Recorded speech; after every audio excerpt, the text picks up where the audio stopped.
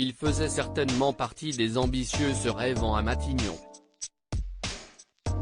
Au mois de juillet 2020, après des mois de rumeurs le disant en froid avec Emmanuel Macron, Édouard Philippe claquait la porte du gouvernement pour voguer vers des horizons familiers comme celui du Havre, ville dont il est maire.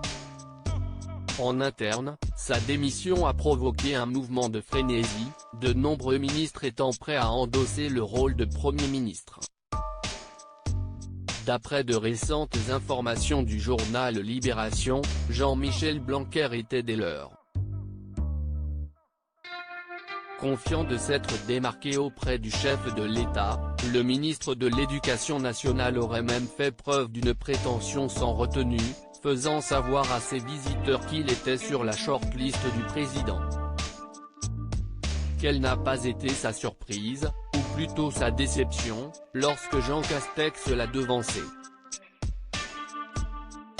En effet, le 3 juillet 2020, soit peu de temps après la démission du mari d'Édith Chabre, cet ancien de l'Olympe à l'accent chantant était nommé pour être le bras droit d'Emmanuel Macron. Et si Jean-Michel Blanquer n'a pas pu prendre la tête du gouvernement, son nom avait tout de même circulé avant le remaniement, cette fois, du côté du ministère de l'Intérieur.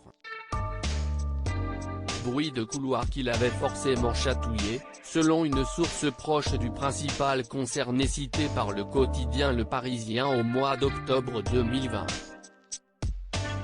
Jean-Michel Blanquer tient à son poste mais, là aussi, une autre personnalité politique lui a chippé la place après avoir tapé du poing sur la table auprès du locataire de l'Élysée. À savoir, Gérald Darmanin. À noter toutefois que Jean-Michel Blanquer ne s'était pas battu pour le poste de Christophe Castaner, toujours selon Le Parisien. La raison ?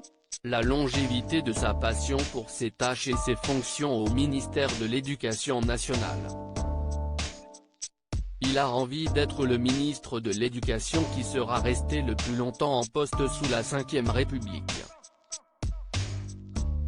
En fonction depuis les premiers pas d'Emmanuel Macron au 55 rue du Faubourg Saint-Honoré, les rumeurs affirment néanmoins qu'il pourrait briguer la tête de la liste de la majorité aux élections régionales du mois de mars 2021.